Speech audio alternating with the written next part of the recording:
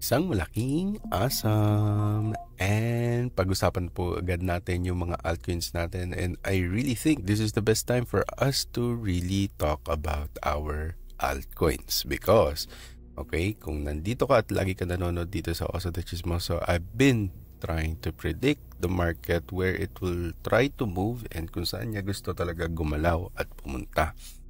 Okay, so kung guys, di pa kayo naka-like and subscribe, please mag-like and subscribe kayo dito sa ating channel. And feel free to rewatch our videos here kasi I've been talking a lot of price predictions and also fundamentals and even mga predictions sa mga magiging news natin. That's why we were able to really predict the market that we will be pumping from here to here, then kahit bumaba man siya, okay, sabihin natin manipulation, ito yung totoong move natin at umangat na tayo. So ngayon, we're just sitting pretty and we are trying to see if we will be able to really exit this market this time, okay, and we will try to also navigate the best assets, and that's our topic for today, which is the top 3 assets sa tingin ko will do a lot of 10x kung sakaling top tayo sa 130. Kung sakaling umangat talaga tayo dyan, we will be able to reap a lot of money from these 3 assets na tingin ko magpa-perform. Kahit sabihin natin, pagsamahin natin itong tatlong to, it will be still a 10x for your capital. So ngayon, pag-usapan na natin siya ngayon. So for our first asset is of course our favorite, Ondo. Okay, so sa mga hindi nakakaalam, we've been talking a lot of Ondo doon po sa ating Meraki project. So if you're interested with our Meraki project, we've been predicting and we've been talking about Ondo that it will stay in the market is because of its RWA reasons. Pero kung gusto nyo ng deep dive for this one, RWA market leadership po yung pinaka talagang tingin ko kung bakit tayo aangat for the Ondo. So yung Ondo Finance natin have become the one of the leading platforms for the tokenization for real world assets. So marami nagsasabi na it's not gonna be like gonna stay, and tingin nila it's just gonna be like temporary lang to. Pero we've been seeing a lot of clues na tingin ko talaga magsistay to maliban kay BlackRock trying to vouch for Ondo.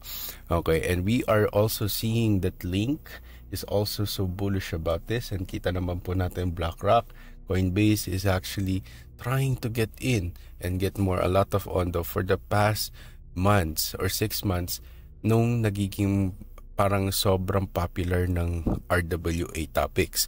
Then also, I want to stress on our securities here. So, yeah, they are also heavily involved with SEC dialogue. The Ondo's active engagement with the SEC Crypto Task Force, kasi di ba meron tayo Crypto Task Force. So ito, SEC Crypto Task Force, which is very far different from that. It just shows that its commitment to regulatory clarity and building compliant products. So may sarili silang task force, and they wanted to be recognized by the SEC as a legal asset and first ever na RWA asset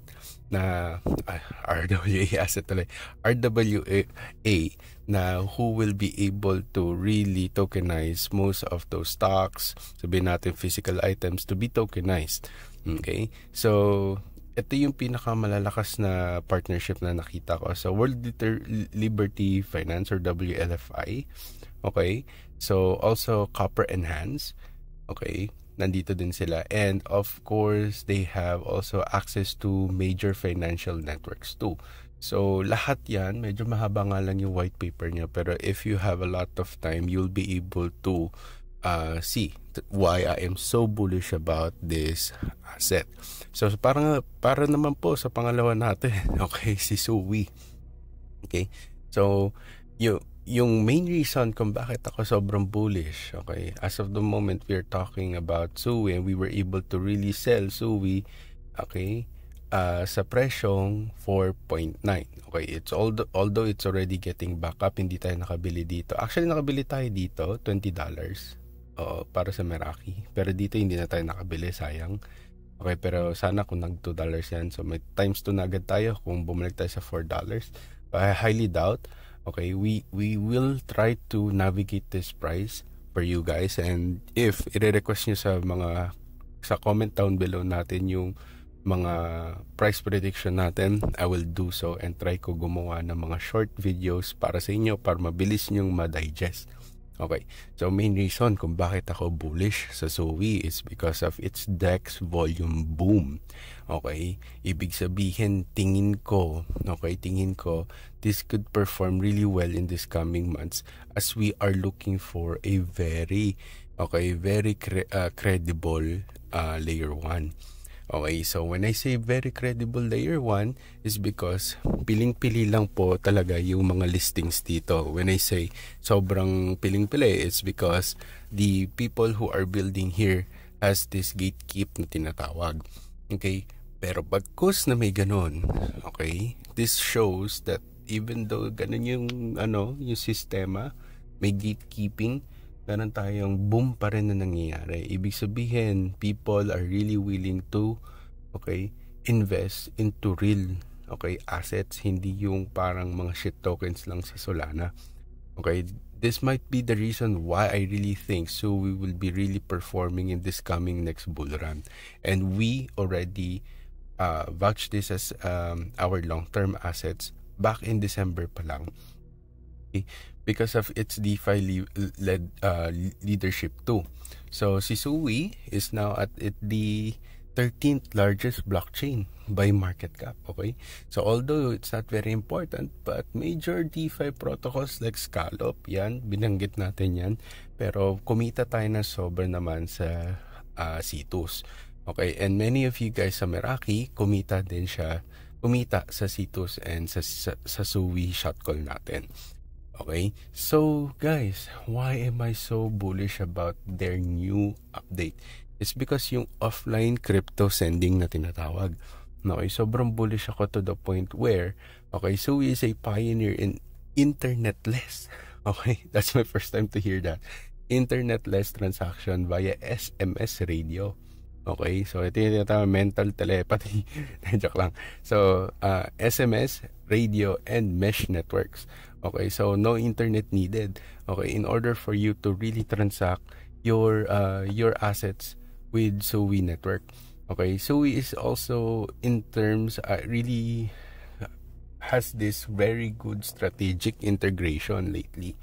Okay, meron siyang partnership with the institutions like Franklin Templeton, 21 Shares, and integrations for Bitcoin secure assets or yung BSA, and yung native USDC nila, yun yung pinaka-recent partnership nila. So, ngayon, kung bakit ako talaga nakaakita ng mass adoption dito is because of the because nga yung do sa new update nila na sending crypto as easily as sending an email. And thus, dito ko kinoconnect. Tingin ko magiging bullish din ng ZK. Okay, although that's just gonna be bonus for you guys, hindi ko sana i-reveal yun. Marami pa akong sekretong ganito. Nasa Meraki ko lang i-reveal. Pero yeah, hindi lang naman 3 assets yung talagang long term namin. Okay, so marami pa. Okay, so now, for the last asset na tingin ko, which napakita ko ng aksidente, is yung ating AAV. Okay, so why I am so bullish about the AAV? Okay, it's because of its Aavanomics update. Okay, so mamaya i-explain ko sa inyo kung bakit siya maganda. Okay, for now, with the AAV tokenomics evolution, meron siyang strategic change. Okay, so yung protocol upgrades natin na AAV 3.1, dito ko lang din nabasa yan actually. So 3.1 and the proposed version 4 ata yan. Version 4, nag-introduce to ng huge operational improvements. Okay, so not to sound like geek or nerd here, meron siyang tinatawag na advanced risk management na idinagdag dito sa update na to, and a unified liquidity layer and a cross-chain compatibility.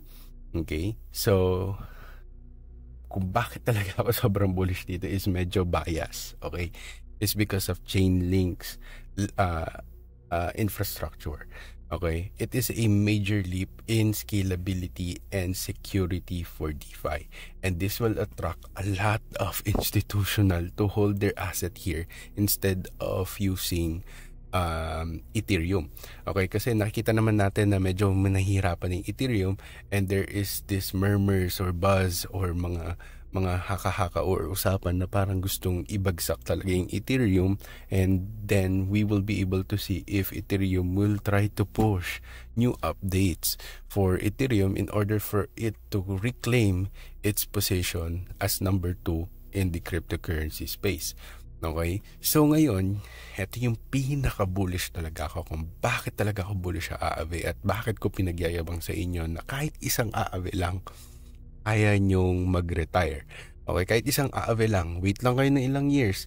Okay, because this is DeFi, guys. Once, okay, sabihin natin Chainlink na yan so they are backed up by Chainlink, they are backed up by Axelar.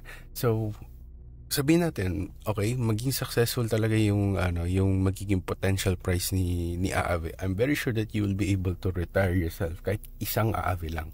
Pero if kayang bumili ng isa, why not 2 or 3, di ba? Para talaga retirement. Okay. So when I say I'm super bullish about this, is because of the insurance model and yung liquidity management nila. Okay, at first I was not able to understand it. It's more of like alterations in insurance and secondary liquidity model. Okay? So yung models na in-increase nila yung system security for users. And this led to a lot of speculation from the institution, and hindi man lang yun nabalita, guys. So, kaming mga nasa alpha, okay, habang nag-uusap-usap kami, wala din kaming kaklu-klu kung bakit itong mga malalaking partnership like the MakerDAO, yung mga DAI, yung Lido yan, okay, they are trying to do a integration expansion with AAV. Okay, and that was not even news. Okay, so yun yung medyo parang nagtaka kami. So doon ako nagsalita na sabi ko, probably there is something new with AAV. Okay, they didn't even like did or pay any bullish news para lang sabi, oy, upgrade kami, etc. And that is very evident, no? Hindi naman siya umaangat, hindi naman siya nagpapump. So, there is something brewing inside, okay, and making it super quiet, no? Hindi siya yung parang nalagang umangat.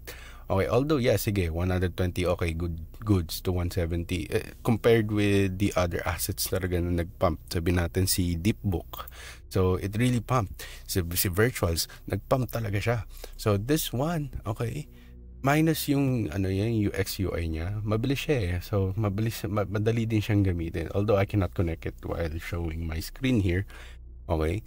Pero yun nga, yung sinasabi ko, yung strategic move nila with Lido-only developments, okay, making it super secure instead of ang daming nakikisawsaw. Then, counteracting rival protocol risk, of course. Ayan, yung kalaban nila din MakerDAO. Pero si MakerDAO, tinatry nilang mag-copy-paste. So, although, okay,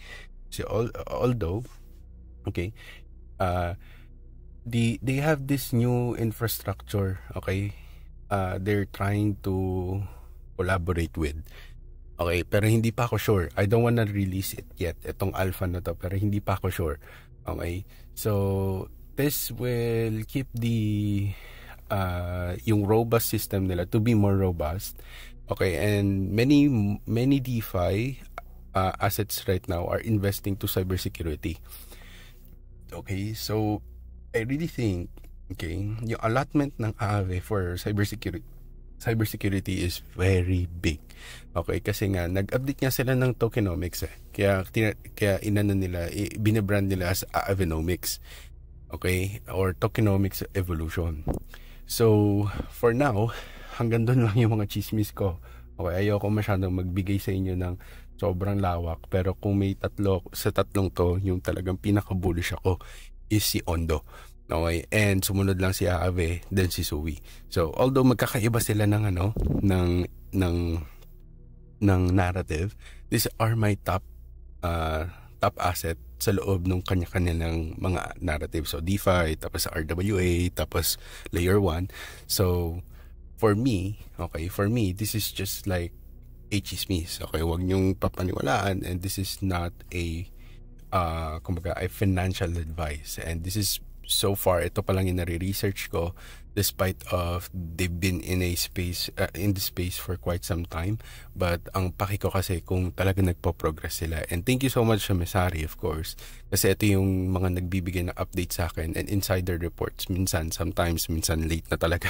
Pero, yeah, if you are in a enterprise level for Messari, may access kayo doon, you'll be able to see those super alpha na tinatawag.